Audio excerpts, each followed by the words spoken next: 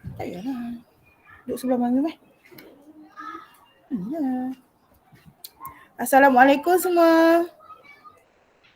Waalaikumsalam Bonda. Waalaikumsalam Bonda. Waalaikumsalam. Okey, hari ni kita akan jalankan test, oral test. Jadi siapa yang dah jawab tu dia dah boleh left dah. Boleh? Boleh Bonda. Boleh Bonda. Okey, kita mulakan kelas kita petang ni dengan umur Ruqad Al-Fatihah. Al-Fatihah.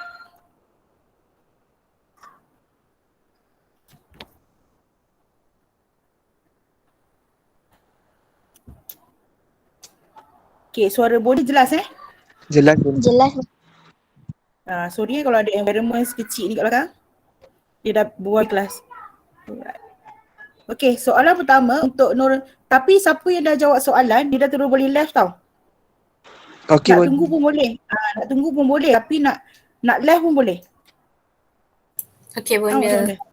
Yang dah jawab dah boleh left. So tak payahlah nak tunggu. Tapi kalau macam memang nak tunggu, tak kisah boleh juga. Okay? Okey Bonda. Okay. Soalan pertama untuk Nur Syafiq Daniel bin Hamzah. Okay. Sekiranya anda menjalani temu duga, bagaimanakah anda memperkenalkan diri anda? Baiklah, sekiranya saya menjalani sesebuah sesi temu duga, cara-cara yang saya akan pertamanya sekali saya akan bercakap dengan confident, bercakap tentang nama saya, asal saya dari mana, apakah potensi saya untuk dilakukan dalam sesebuah pekerjaan jika sebuah sesi temu duga itu saya pergi untuk sebuah pekerjaan ataupun untuk mendapatkan beasiswa ataupun juga untuk mendapatkan temu duga untuk keluar negara untuk melanjutkan pelajaran.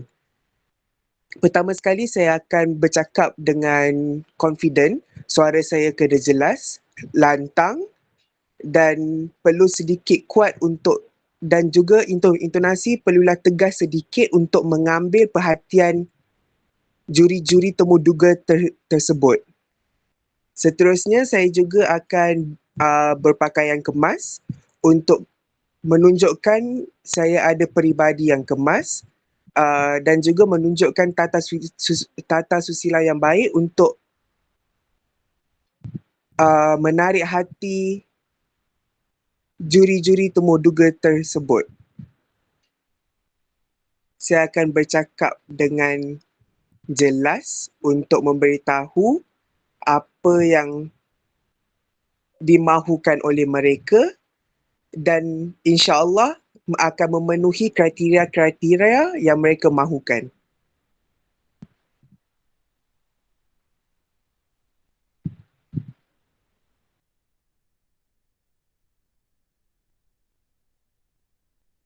Okay, cukup 2 minit.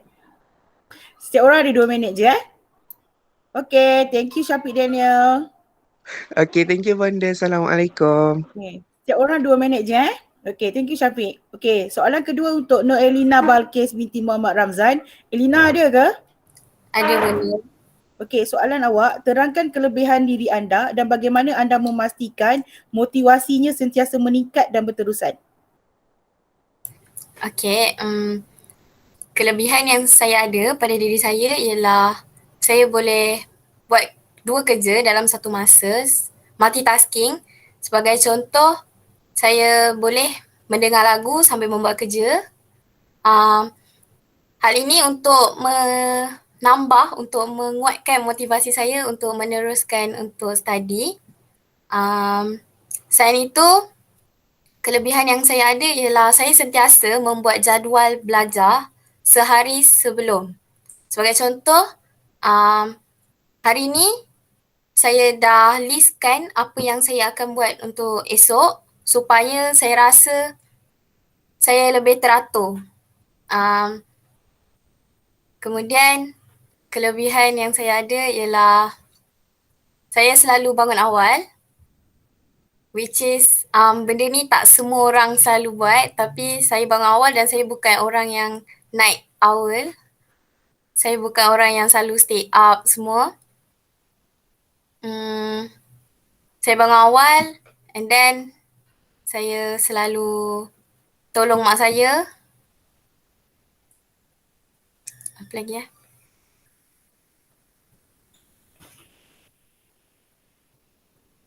Kelebihan yang saya ada yang lain ialah saya pandai memasak. Saya pandai masak ni secara sendiri. Saya tengok dekat TikTok. Saya tak pernah tanya mak saya macam mana nak masak itu, macam nak masak ini. Sebab saya tahu kadang-kadang saya tanya mak saya nanti dia akan jawab, Google lah. Okay, so saya belajar sendiri and setiap minggu sehari, paling kurang lah sehari dalam seminggu saya akan tolong mak saya masak sebab saya tahu dia penat hari-hari nak masak, hari-hari nak kemas rumah semua tu. Okay, tu je. Okay, terima kasih dah cukup masa. Okay, Liana. Thank you so much. Thank you Linda. Alright.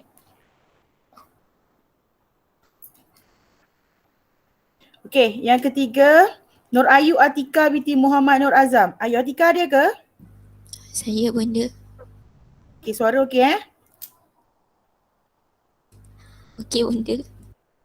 Boleh Okey, sebab Ayu sekejap je Ayu demam kan? Okey, tak apa. Okey, yang ni konsep kendiri negatif. Terangkan kelemahan diri anda dan bagaimana anda mengatasinya Ayu. Okey, kelemahan diri saya rasa saya ada seorang yang cepat down bila orang sekeliling mengata.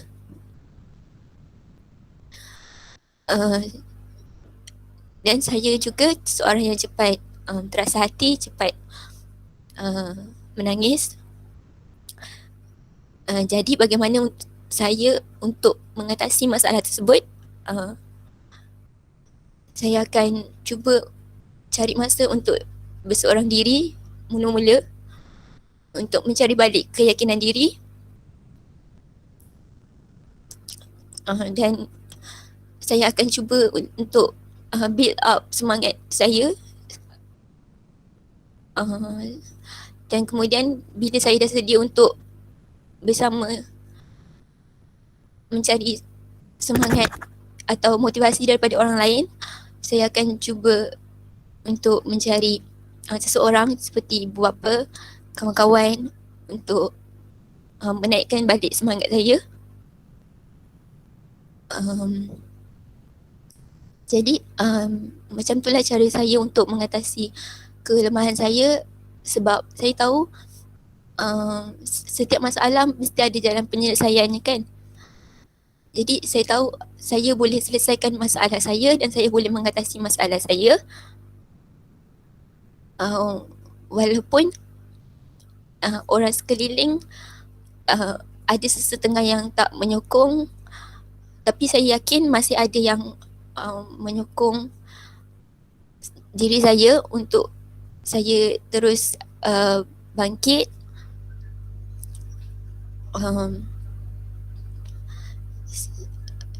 Sebab saya pun seorang yang bukan yang seorang yang lemah, tapi saya yakin untuk masa akan datang saya akan menjadi seorang yang lebih kuat. Itu saja dari saya. Alright, thank you so much Ayu. Ayu take care. Okay, by the way Ayu demam jadi suara dia macam tu. Thank you so much Ayu. Take care Ayu. Thank you Bunda. Alright. Okay, soalan seterusnya untuk Siti Aisyah binti Syahbudin. Siti Aisyah ada ke? Ada. Okay. Terangkan konsep kendiri positif anda dan bagaimana konsep kendiri itu awak listkan dalam konsep kesyukuran. Mami tunjuk je ni ke ni. Apa yang positif pasal saya, sebenarnya sejujurnya saya jenis yang cepat stres, tapi saya ada cara saya sendiri untuk kurangkan stres tanpa orang lain tolong. Contohnya kalau macam saya stres, saya akan macam dengar lagu, bukan lagu lah, dia macam instrumental punya instrumental punya lagu untuk macam tenangkan saya. Lepas tu saya juga akan macam dengar surah-surah, apa-apa surah lah yang boleh tenangkan saya. And biasanya kalau saya akan perlukan masa seorang-seorang lah. Macam layan dunia, fikir kenapa macam ni berlaku, apa sebab dia, macam muhasabah diri sikit lah. Lepas tu saya juga macam kadang-kadang bila saya dengan dunia saya sendiri, saya akan macam conteng-conteng ke apa bila tengok lukisan-lukisan tu. Mungkin biasa kan kadang-kadang kita boleh express kita punya pemikiran melalui gambar kan. So kat situ saya pun tahulah macam mana nak handle out semua tu. Lepas tu ada lagi satu cara, biasanya saya akan lepaskan semua stres tu dengan nangis. Sebab bagi saya bila nangis tu macam semua pressure akan macam all out lah. Tu je. Alright, thank you so much untuk jawapan anda, Aina Amira. Siti Aisyah Sabudin, sorry. Okay, thank you. Awak dah boleh relax, Siti Aisyah. Seterusnya soalan untuk Aina Amira Asmul Effendi. Aina Amira ada ke? Ada, Bonda. Okay. Apakah potensi diri anda yang orang lain tidak tahu? Mami. Nyatakan. Mami. Potensi Yang- diri anda. Satu perkara tentang saya yang orang paling tak tahu adalah orang mungkin nampak saya kuat dari luar tapi sebenarnya saya sangat fragile dekat dalam.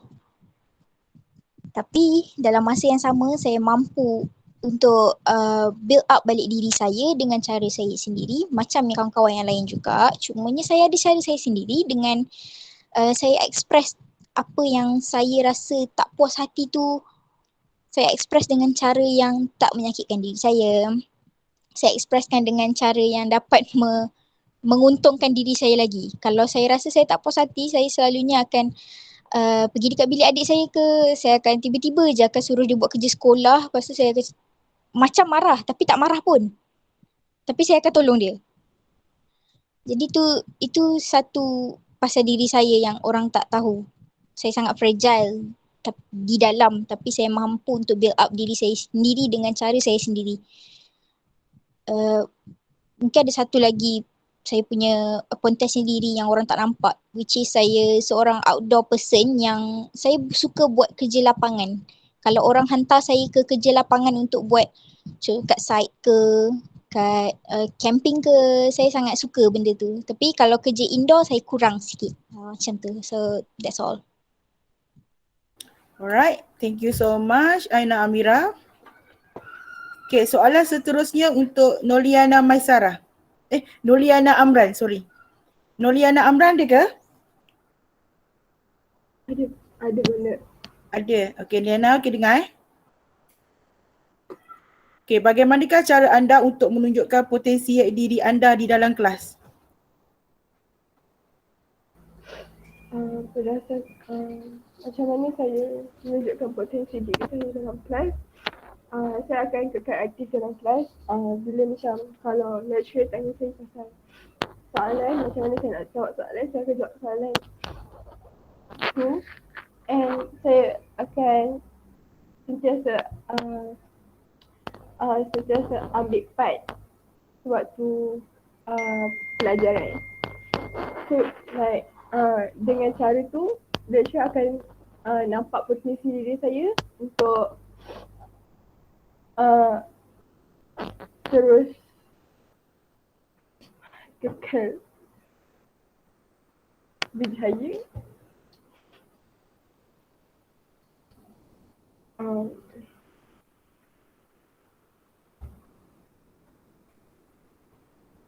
Dia benda.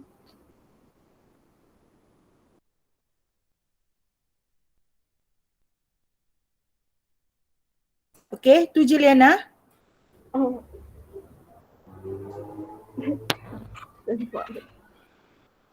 Itu saja. Okay. Terima kasih Noriana. Line awak tak clear ke apa? Nervous? Nervous Okay, thank you so much Noriana. Soalan seterusnya untuk Nodiana binti Rashidi. Nodiana binti Rashidi ada ke? Ya bunda. Okay. Untuk soalan untuk Nodiana, jika anda menjadi seorang pemimpin, apakah yang ingin anda lakukan? Bunda sorry tadi stop. Okey, untuk soalan Nodiana, jika anda menjadi seorang pemimpin, apakah yang ingin anda lakukan? Kalau saya seorang pemimpin, saya saya mesti kena ada macam sifat-sifat yang seorang pemimpin tu perlu ada. Contohnya macam adil, lepas tu pemurah, lepas tu contohnya kalau adil tu macam semua rakyat diberikan bantuan, tak kisah rakyat tu orang apa, Cina ke, Melayu ke, India ke, tak kisah. And then saya kalau jadi pemimpin kena ada sifat pemurah juga, sebab macam contoh zaman COVID ni ramai rakyat perlukan bantuan, so jangan berat sebelah bagi untuk yang pihak atasan je, and sifat pemurah lah, maksudnya macam fair lah, and kalau ada rakyat yang nak bantuan je kena macam bagi je, tak payah nak petikaikan apa-apa. And then kalau saya jadi pemimpin, saya akan pastikan keselamatan rakyat terjaga dengan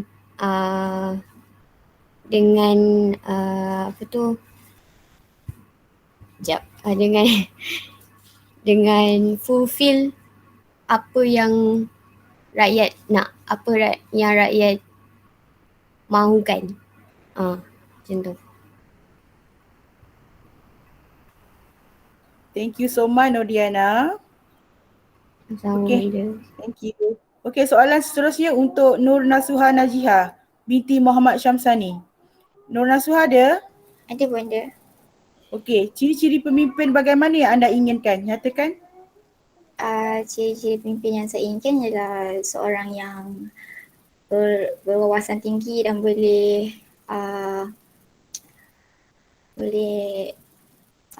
mencari alternatif yang baik untuk negara dia. So tak adalah negara dia menjadi kucak-kacir dengan ketidakpuasan hati dengan antara rakyat dan orang-orang atasan. Tak adalah perselisih faham. Lepas tu menjadi pemimpin yang adil. Kalau dalam zaman COVID ni kita dah nampak macam-macam masalah lah, tapi saya tak adalah nak cakap tentang kerajaan sekarang, tapi saya cuma nak cakap seorang yang adil tu ialah orang yang tidak memilih kasih antara rakyat. Kalau mungkin sekarang pekerja swasta dah banyak yang kena buang kerja, lepas tu ada yang mungkin berpandangan mereka tidak layak untuk mendapat bantuan instead of orang yang betul-betul susah. Bagi saya itu tidak ada, sebab setiap orang ada kesusahan sendiri yang mereka hadapi. And then saya nak orang yang bersifat rasional, like boleh bertimbang rasa antara rakyat dan orang atasan. Macam saya tadi, kalau orang atasan membuat masalah, kita tak boleh nak jadi berat sebelah. So nanti adalah yang akan bersuara, like cakap orang macam ni berpanggil macam tu tak apa, yang orang dekat sini tak boleh.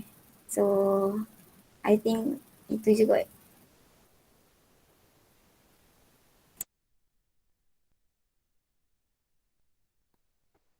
Okay, thank you untuk Nasuha. Alright, soalan seterusnya untuk Syazwan Syami bin Muhammad Syuhaimi. Kenapakah, ada tak orangnya? Ada benda. Okay Syazwan, kenapakah kaunseling itu penting? Okay, bagi saya kaunseling tu penting Sebab kebanyakan daripada kita tak kisahlah daripada umur, daripada kecil sampai ke remaja dan sampai ke dewasa pun ada masalah dia. Dan dia perlukan seseorang yang boleh mendengar apa yang di luar, apa masalah dia, dan untuk dia rasa lebih baik dan bincang dengan kaunselor macam mana nak selesaikan masalah dia. Bagi saya kaunseling ni juga boleh bantulah pelajar-pelajar yang tak tahu untuk masa depan diorang macam mana. Jadi diorang boleh tanya kepada pakar-pakar ni, kaunseling, hala tuju kehidupan dia, bagaimana dia nak atur cara, macam mana nak berjaya, dan juga nasihat-nasihat, dan juga kalau bila kita ni dah buat satu kesilapan dan kita nak luahkan dan cari cara penyelesaian, ia juga penting untuk pergi ke kaunseling. Itu daripada saya. Alright, thank you so much Syazwan Syami. Okay, Wanda. So seterusnya Muhammad Syamirul Rohaizam. Ada tak Muhammad Syamirul Rohaizam Kidik? Ya, saya Wanda. Jadi apakah perkara yang menyebabkan masyarakat tidak berminat dengan kaunseling? Apakah perkara yang menyebabkan masyarakat tidak berminat dengan kaunseling? Okey, bagi saya sebab ni adalah stigma masyarakat yang mengatakan kaunseling ni untuk orang yang bermasalah, pelajar yang bermasalah. So bagi saya itulah yang menyebabkan masyarakat kurang berminat dengan kaunseling sebab bila of course mereka akan fikir bila orang tengok mereka pergi ke kaunseling, orang akan ingat yang mereka ni sebenarnya bermasalah. Sebenarnya tak pun. Saya rasa sebab tu lah Wanda.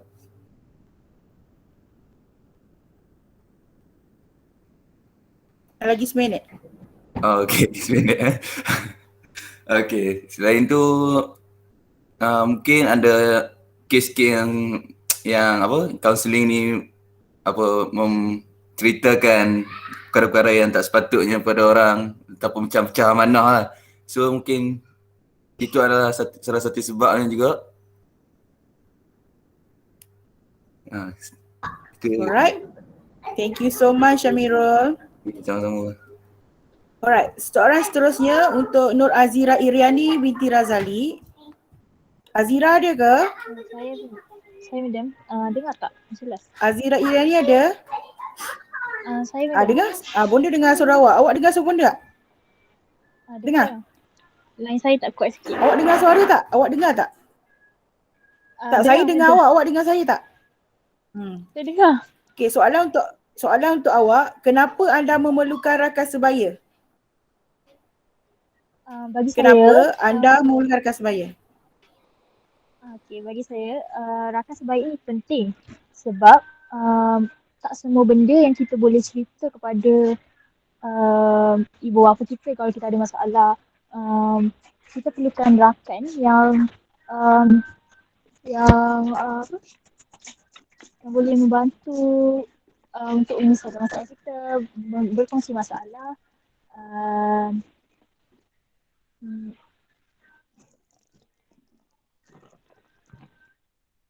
Selain itu, rakan sebaya ni juga penting untuk kita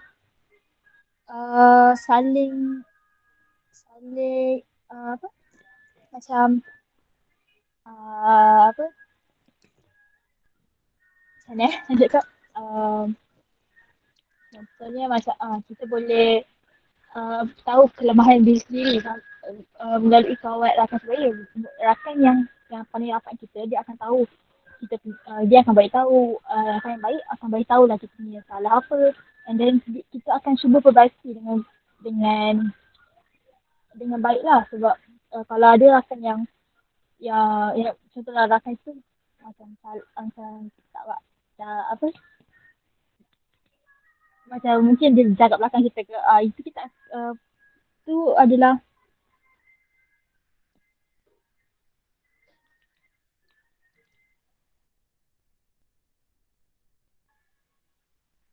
Azira, lain ke? tak benda? Lain ke memang dah tak cakap? Maksud Bonda lain ke memang dah tak cakap? Senyap. Lain. Lagi nak cakap? Ada, hello. Hello, Bonda dengar? Ada lagi ke nak cakap? Hello. Dengar, Bonda dengar awak. Awak ni tak dengar Bonda. Rakan-rakan dengar Azizra tak? Sebab ini Hmm. last. Bagi saya bahasa sebab ini memang amat penting lah untuk kita membina diri untuk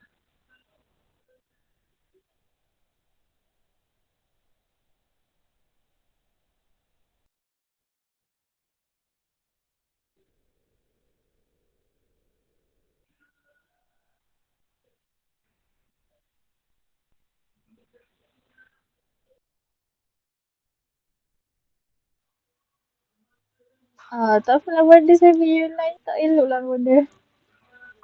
Bonda dengar awak. Awak tak dengar Bonda. Saja. Okey, tak apa. Thank you Nur Azira Iriani. Okey, soalan seterusnya untuk Nurul Maisara binti Muhammad Yusof. Nurul Maisara ada ke? Ya, Soalan untuk Nurul Maisara. Ciri-ciri rakan sebaya bagaimana yang anda idam dan impikan? Okey, ciri-ciri rakan sebaya yang saya idamkan adalah seseorang yang caring and prihatin terhadap saya lah. Maksudnya bila saya ada masalah atau bila saya hadapi apa-apa masalah, diorang akan bertanya, diorang akan kongsi pendapat so that saya boleh gunakan pendapat mereka tu untuk selesaikan masalah saya. Seterusnya saya idamkan rakan sebaya yang boleh celurit dengan saya, maksudnya boleh bawa boleh bawa berbincang, maksudnya apa-apa kiranya mereka open minded dengan saya, so apa-apa topik yang kita orang bincangkan pun dia orang boleh masuk, so saya boleh jadi diri sendirilah dengan mereka, so saya tak payah jadi fake atau saya macam itulah. Itu je lah kot. Alright, thank you so much Nurul Maisara. Thank you. Okay. Thank you Bonda. Okay, take care. Good luck for exam. Untuk yang last semua, good luck. Terima kasih. Bye-bye. Okay, boleh bye-bye. Bye.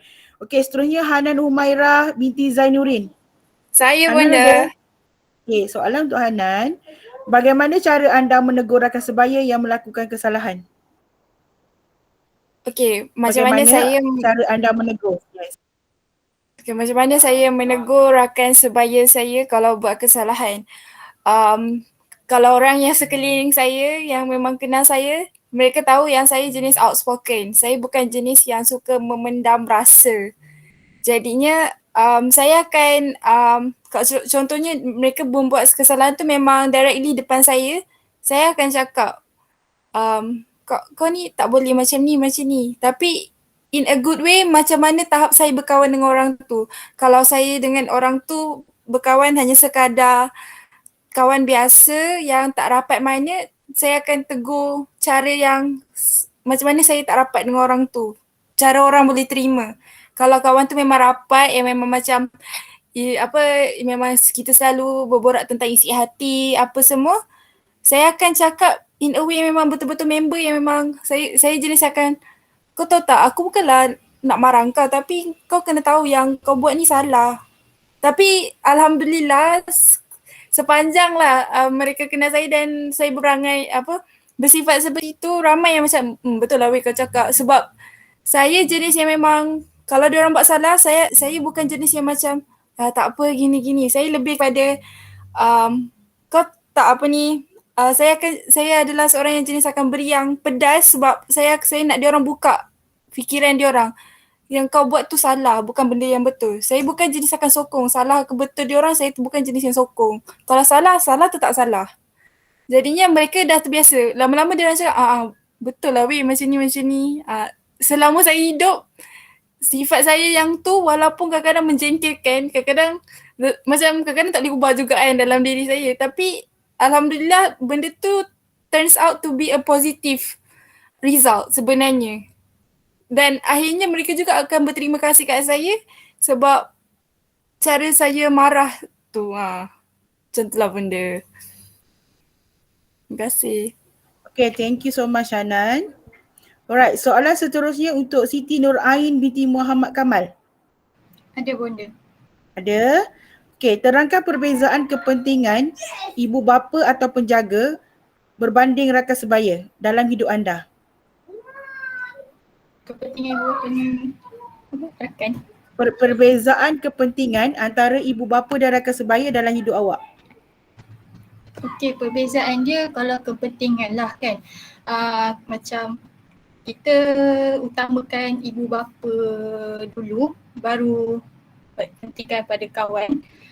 Sebab ibu bapa ni kan macam keluarga kan kita yang paling rapat sekali. Kalau macam walaupun macam kalau masalah ke apa, memanglah kebanyakan kita akan luah kepada rakan lah. Tapi apa-apa pun kepentingan dia mesti ibu bapa dululah.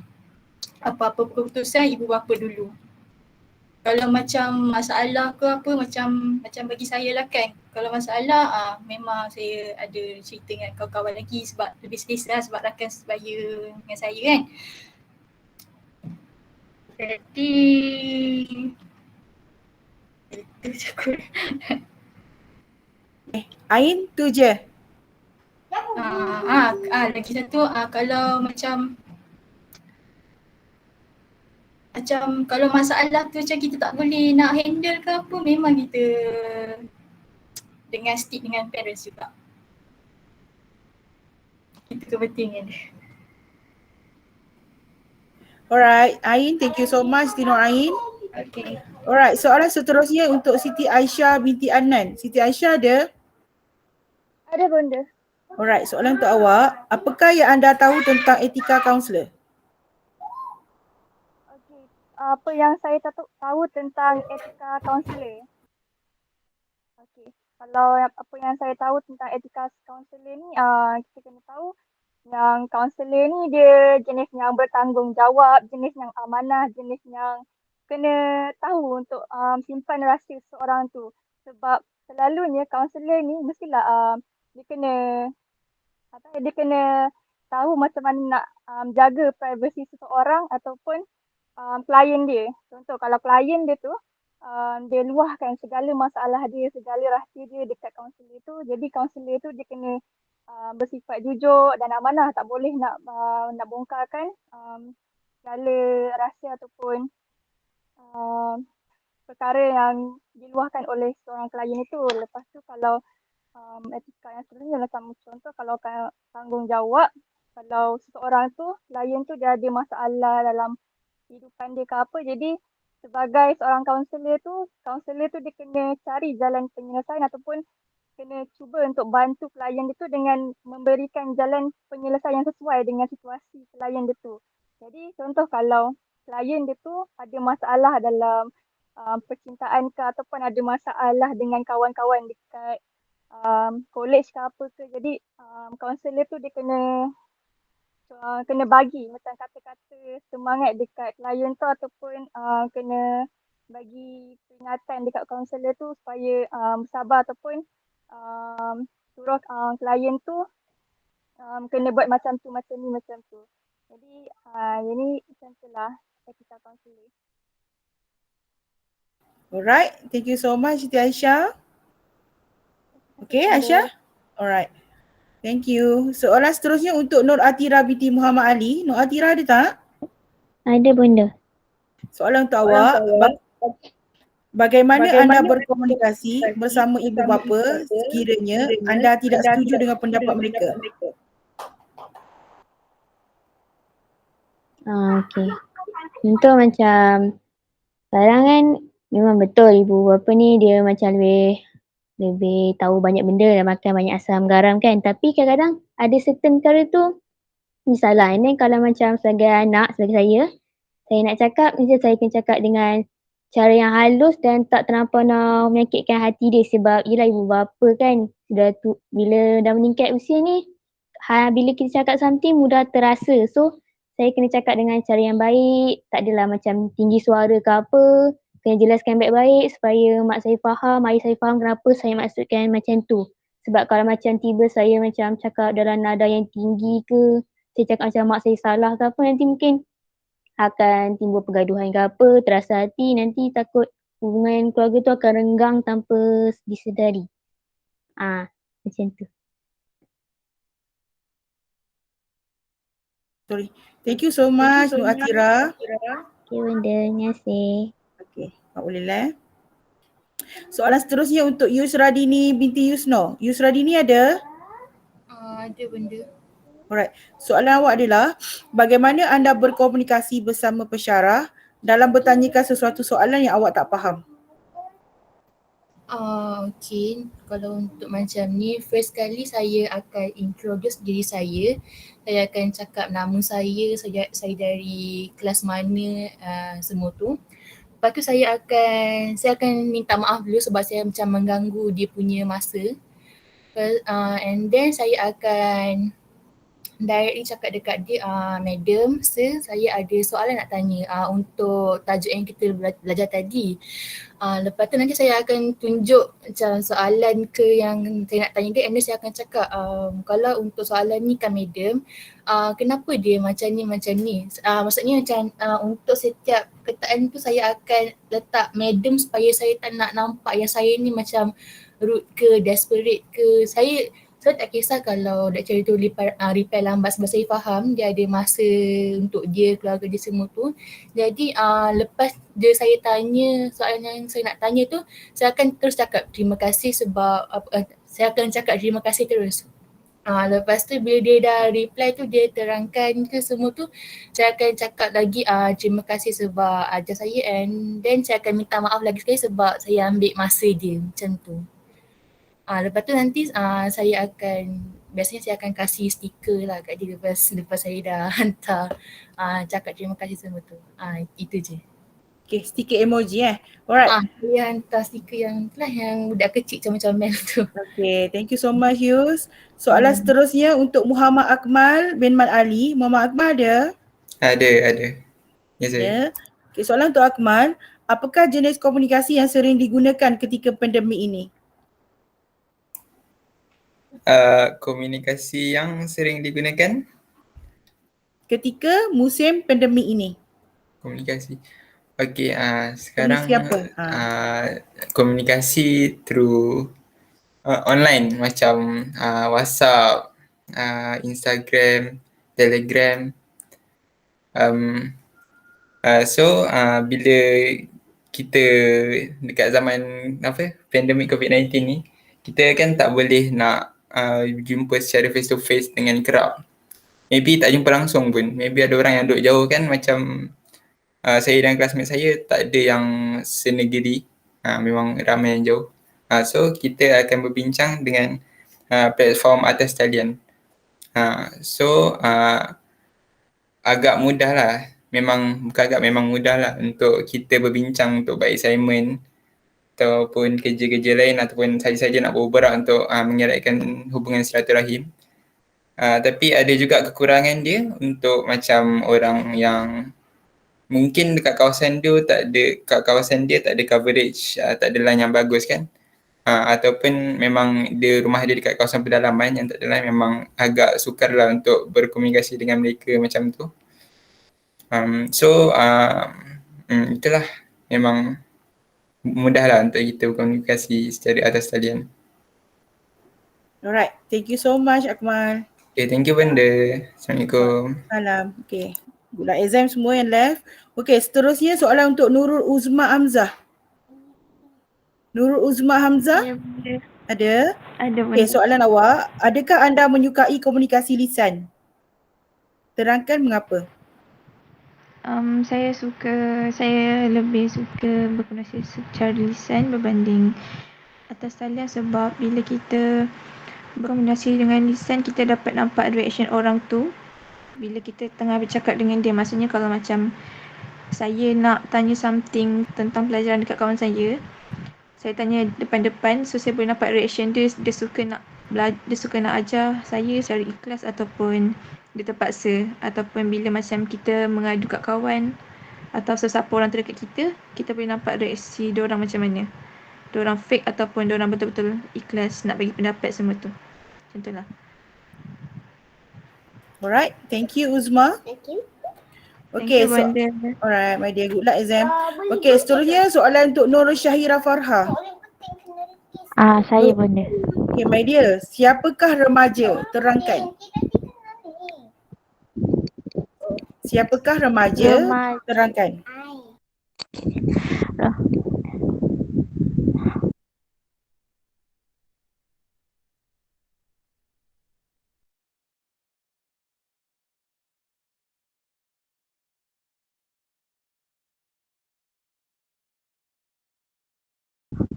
Pada pendapat saya, remaja ni seseorang yang mulai berubah dari segi sosial juga, and dari segi emosi. Kalau lebih tingkat usianya, lebih emosinya lebih tinggi atau tidak terkawal, kadang-kadang bergantung pada seseorang.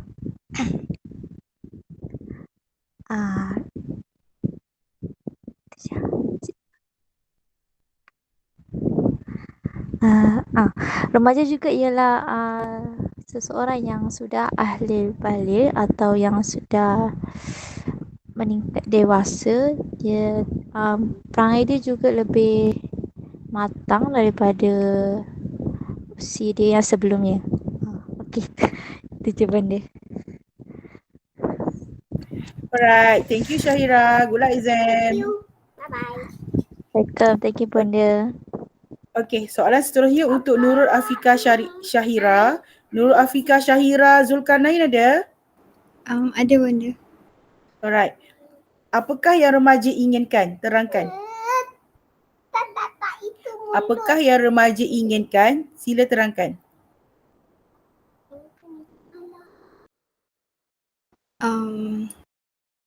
Kejap ya benda.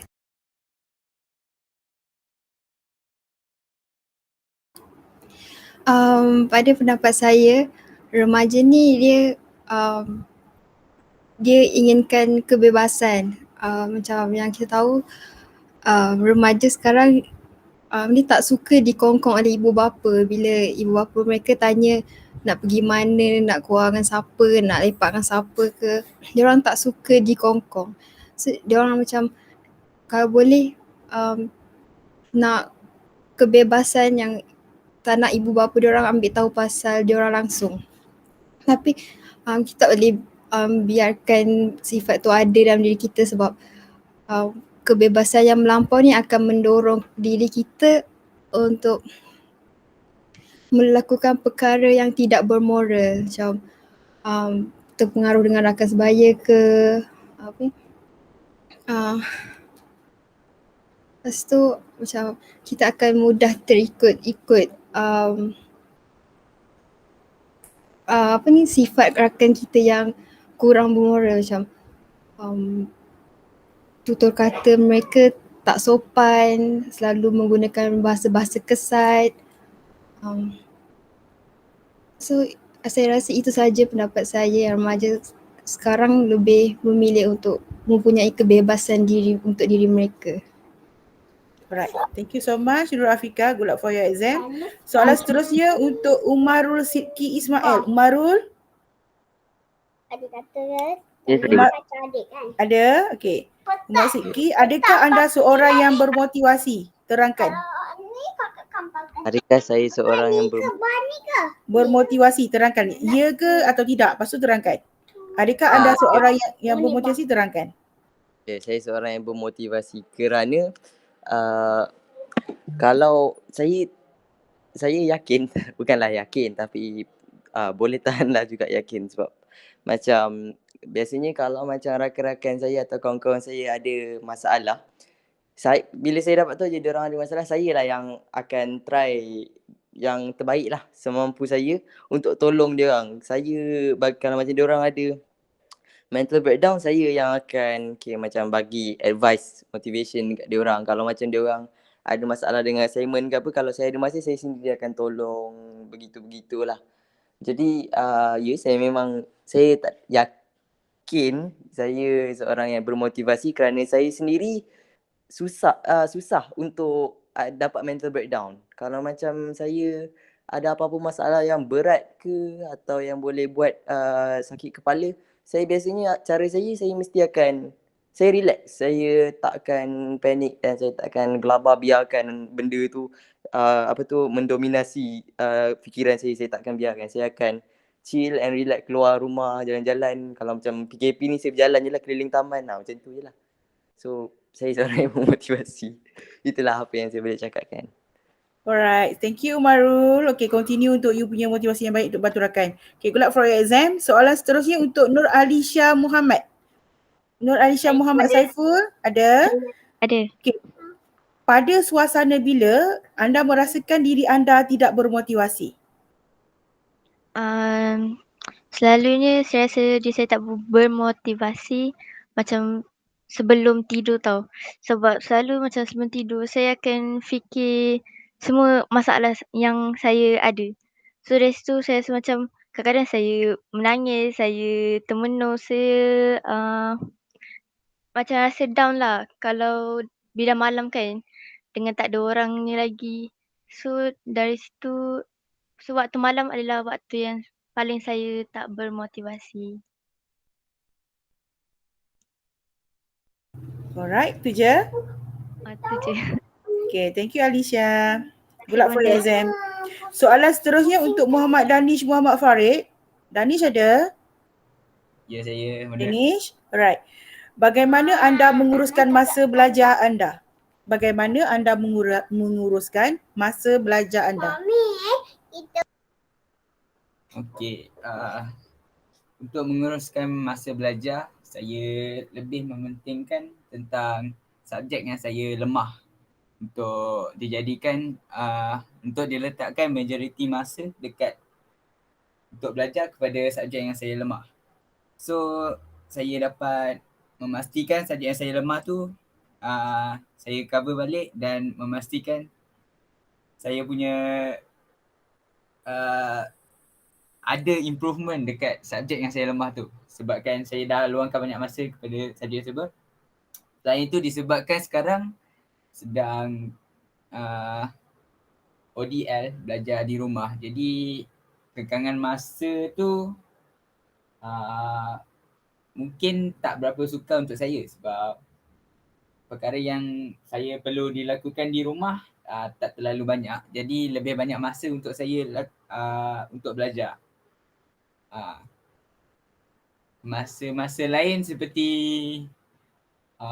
bersukan dan masa-masa terluang saya bahagikan di contoh masa seperti saya menggabungkan masa tersebut bersama masa untuk makan dan masa untuk solat sekali. Okay. Itu saja daripada saya benda. Terima kasih. Alright, thank you Danish. Okay. Okay, good luck for your exam Danish. Alright. Seterusnya Zafri Hakim bin Zulfitri. Assalamualaikum bunda.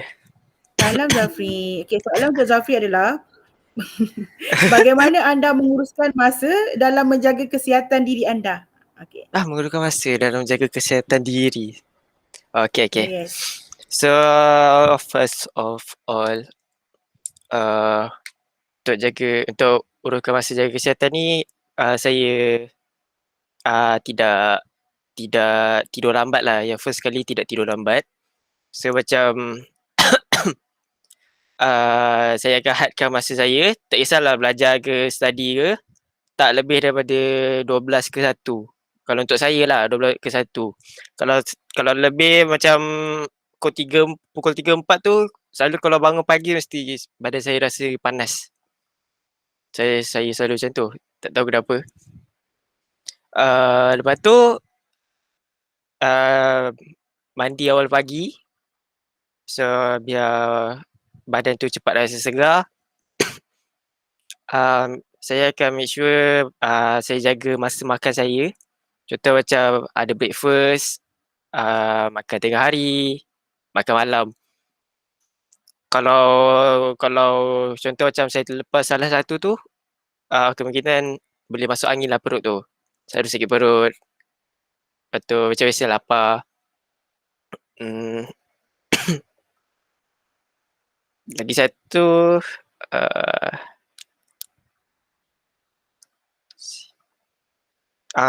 had penggunaan macam laptop. Sebab laptop ni skrin dia besar, so selalu kita buka brightness terang kan. So saya takkan pakai laptop untuk masa yang lama. Biar saya punya mata ni kekal elok lah. So dia tak rabun. Tu je dari saya benda. Alright, thank you Zafi. Okay, Good luck for your exam. Thank you benda. Tu Danish tu tunggu awak tu tak nak live Satu geng ni bonda semua ni. Sorry benda. Alright, seterusnya soalan untuk Aisyah Atira Abdullah. Ya bunda. Okay, soalan awak adalah, pada waktu bila anda suka belajar? Mengapa? Dan terangkan mengapa. Okey, pada saya suka belajar waktu siang atau petang. Sebab saya memang okey pada waktu tu je. Kalau malam tu untuk saya rehat, untuk saya buat aktiviti lain dengan family. And pagi saya tak macam otak tu belum boleh proses lagi kalau belajar pagi-pagi. So dia kena belajar petang. Supaya dia lebih masuk. Tu.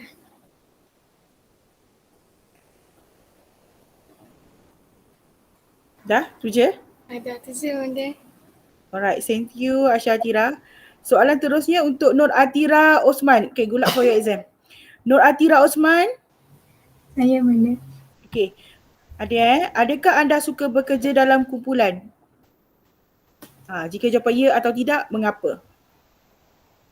Pada saya lebih suka bekerja secara bersendirian sebab saya lebih suka bersendirian ni sebab saya lebih tumpukan masa saya dekat satu subjek ni.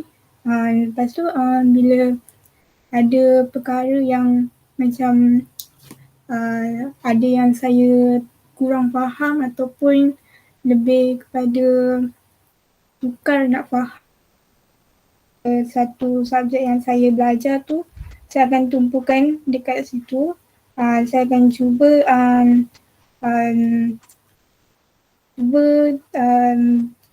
fikirkan balik apa yang saya belajar dan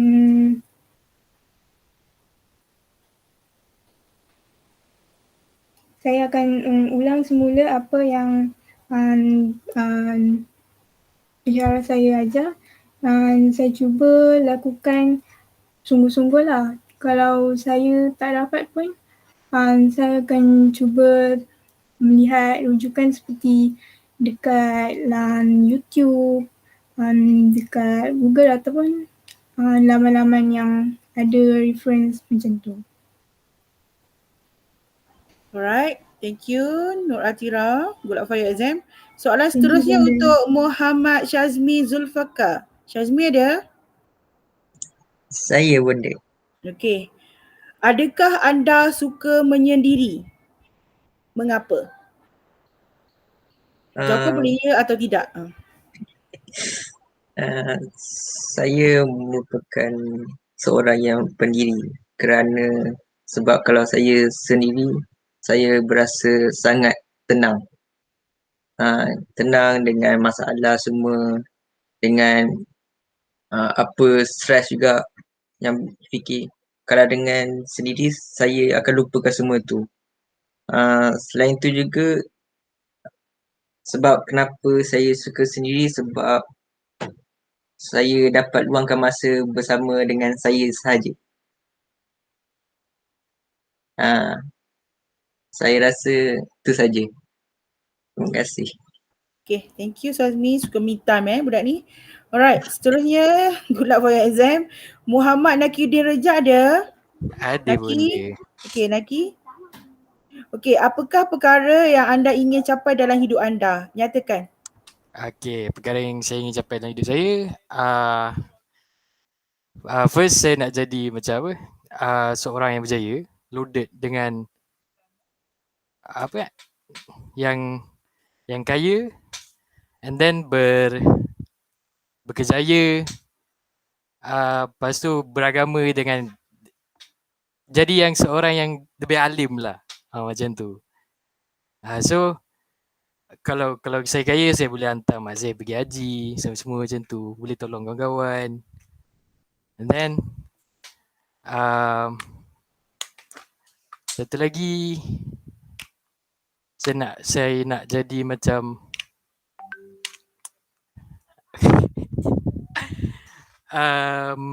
seorang berjaya lah. Yang boleh beli macam kalau kita nak something kan. Kita nak something, kita boleh dapatkan dengan senang. Tak ada macam fikir 2-3 kali kan. Tak ada macam nak fikir mahalnya benda ni. So macam tu lah. Lepas tu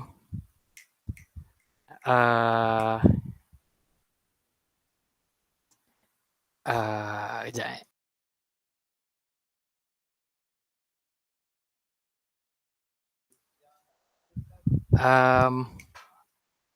rasa saya nak cuba jadi macam seorang yang suka memberi kepada seseorang, membantu orang susah.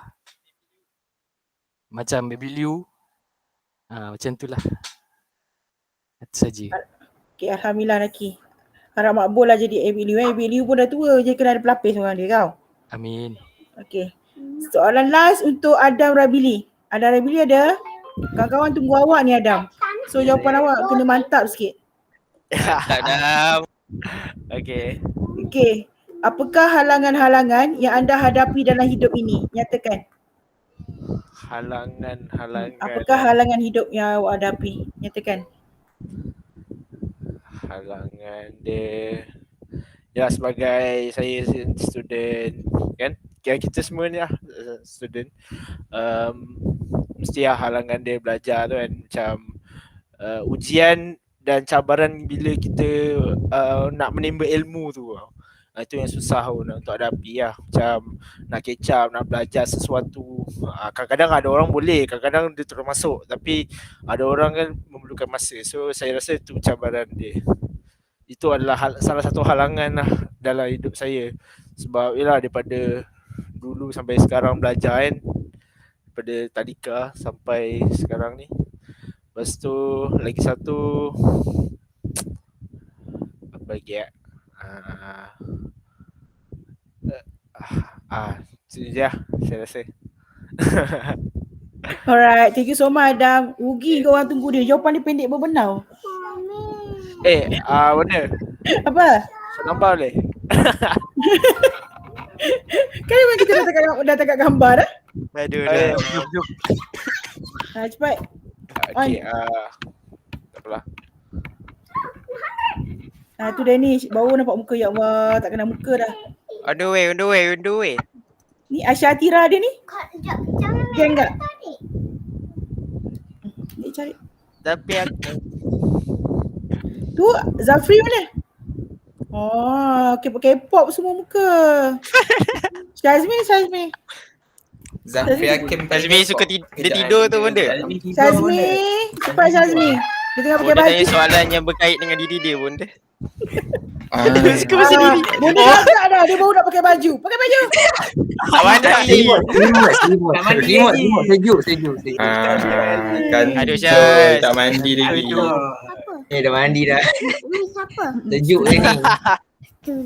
Allah. Mandi ya Syaz. Dah balik. Abang.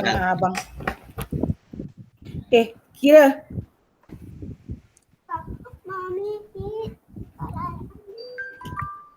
Siapa yang ambil? Siapa yang ambil? Ada ambil. Dia nak ambil. Korang posting ke apa? Aduh. Dia nak screenshot. Capture. Aku ambil. Mantap Syah.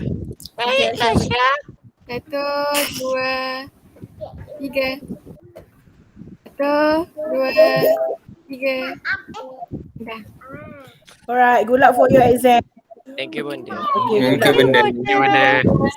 Sebab ODL ni bunda tahu memang stres sebab you tak jumpa each other, laman sosial tak boleh nampak futsal, tak boleh pergi tengok wayang. Kiranya dah 3 semester. Kalau kes-kes yang bunda tengok meninggal dunia pun ODL. Sebab tak jumpa, sebab environment belajar tu stres kan kat rumah. Benda-benda macam tu lah. Tapi kalau kat universiti sebenarnya seronok. Okay, Saya sokong good luck for benda. your exam semua. Bye-bye. Bye-bye abang. Bye. Bye. Bye. Bye benda. Terima kasih benda. Saya benda. Bye. 2-0. Yeah. You is your friend.